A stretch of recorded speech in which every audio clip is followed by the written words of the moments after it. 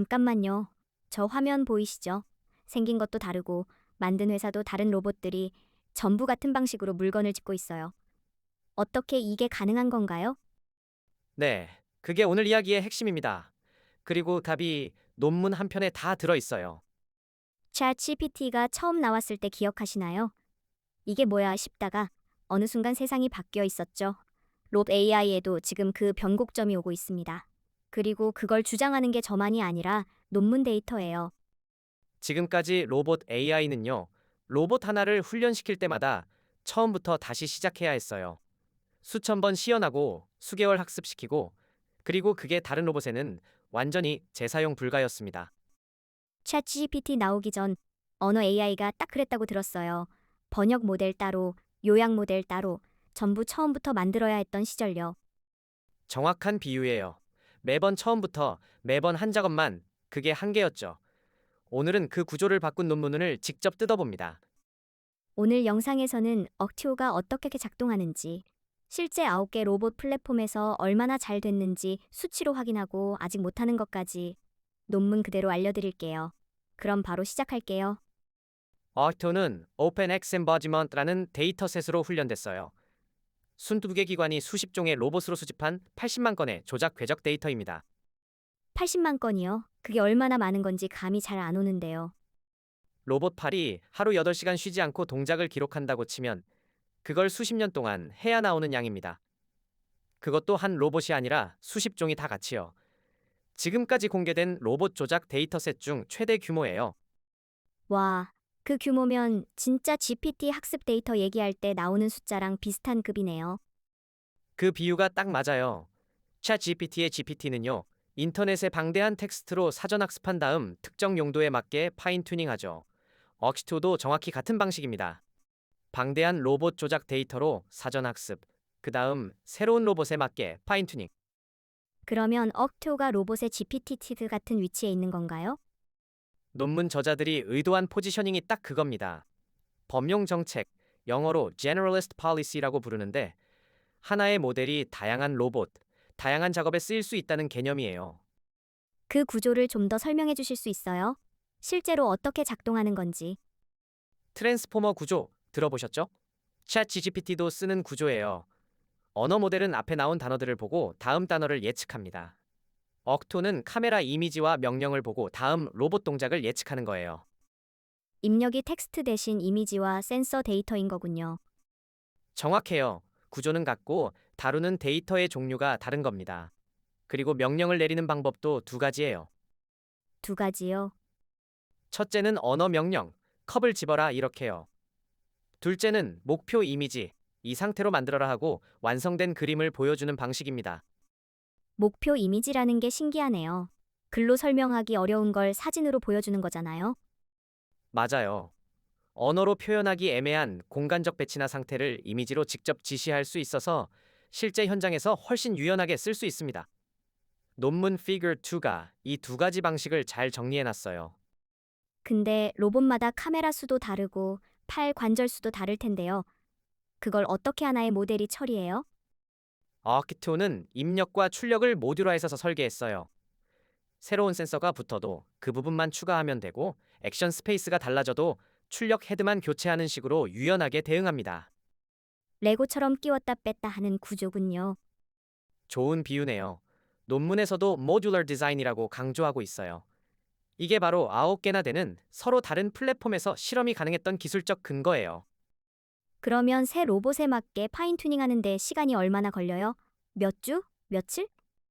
논문에서는 소비자용 GPU, 그런데 지금 게이밍 PC에 쓰는 그래픽카드 수준에서 몇 시간이라고 나옵니다. 몇 시간이요?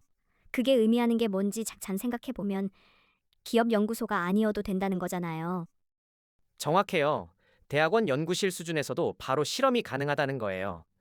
그게 오픈소스인 이유랑도 연결돼요. 코드와 가중치가 전부 공개돼 있어서 지금 당장 내려받아서 쓸 수 있습니다. 그러면 실험은 어떻게 설계했는지 궁금한데요. 9개 플랫폼에서 했다고 하던데 왜 그렇게 많이 쓴 거예요?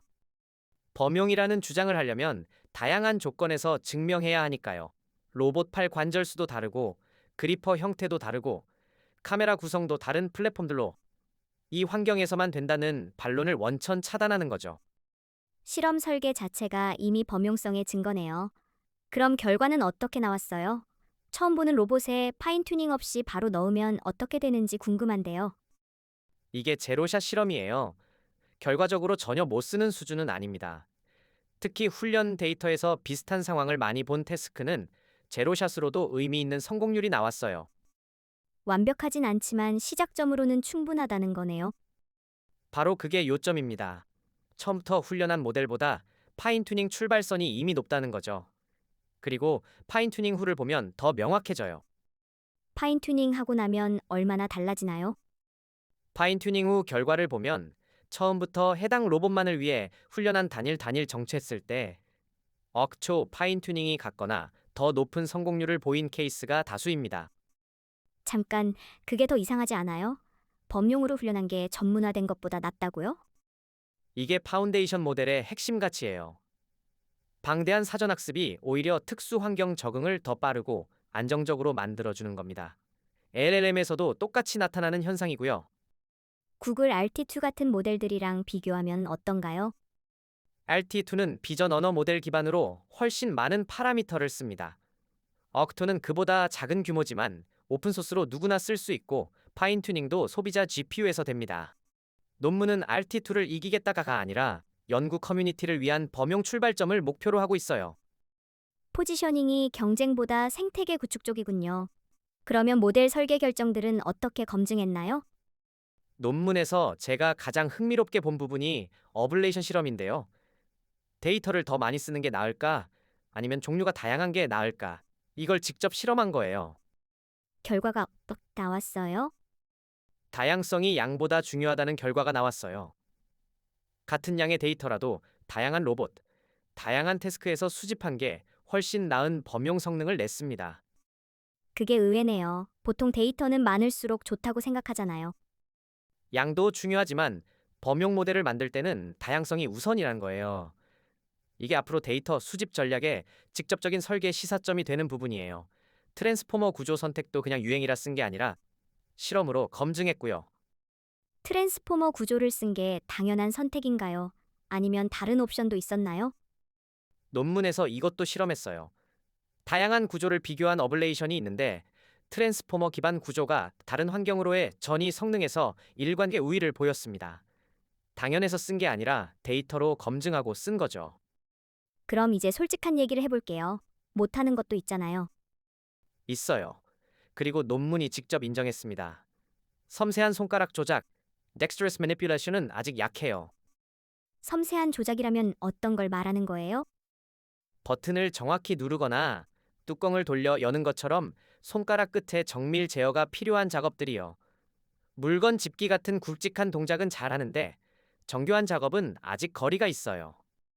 볼펜 돌리기 같은 건 한참 멀었겠네요. 그렇죠. 그리고 논문이 이걸 숨기지 않고 명시했다는 게 중요해요. 과학 논문이 한계를 솔직하게 할 때 오히려 신뢰도가 올라가거든요. 그러면 억토를 지금 당장 공장에 배치하면 되겠네요?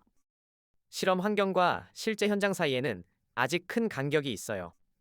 실험은 잘 통제된 테이블 위 조작 태스크가 대부분이고 먼지, 진동 예상 못한 물체처럼 현실의 변수에 얼마나 강건한지는 별도 검증이 필요합니다. 논문이 이렇게 되면 좋겠다가 아니라 여기까지 됐다를 보여주는 거군요. 그게 논문의 역할이고 과학의 역할입니다. 그런데 왜 공개한 거예요? 오히려 경쟁사에 줘버리는 거 아닌가요? 논문 저자들의 의도는 연구 생태계 가속화예요. 모든 연구팀이 같은 베이스라인에서 시작하면 연구가 기반 구축이 아니라 그 위의 발전에 집중될 수 있거든요. 그리고 억지호가 사실상 표준 베이스라인이 되면 인용도 영향력도 커지는 거고요. 오픈 AI가 GPT-2 공개할 때랑 비슷한 논리네요. 생태계를 내 편으로 만드는 전략. 정확해요. 그리고 실제로 코드와 가중치가 전부 공개돼 있어서 지금 당장 실험해 볼 수 있어요.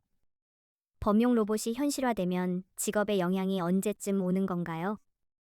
논문 데이터만으로 답하면 아직 어튜트는 테이블 위 물건 조작 수준이에요. 현실 제조 현장의 복잡성과는 거리가 있습니다. 다만 이 논문이 보여주는 건 확장 가능성의 패턴이에요. LLM도 GPT-2에서 GPT-3까지 4년이 안 걸렸거든요. 속도의 문제지 방향의 문제가 아니라는 거네요. 그리고 그 속도를 결정하는 건 결국 데이터와 컴퓨팅, 둘 다 지금 빠르게 쌓이고 있어요. 오늘 정리하면 첫째, 어트오는 80만 건 데이터로 사전학습한 오픈소스 범용 로봇 정책이고, 둘째, 9개 플랫폼 실험에서 파인튜닝만으로 기존 모델과 대등한 성능을 냈고, 셋째, 섬세한 조작과 현실 배포는 아직 과제로 남아 있습니다. 그리고 이 모든 게 소비자 GPU 몇 시간이면 여러분도 직접 실험해 볼 수 있다는 것도요. 여러분이 어튜에게 시키고 싶은 작업이 있다면 댓글로 알려주세요. 반응 좋은 걸 다음 논문 주제로 다루겠습니다. 다음 편에서는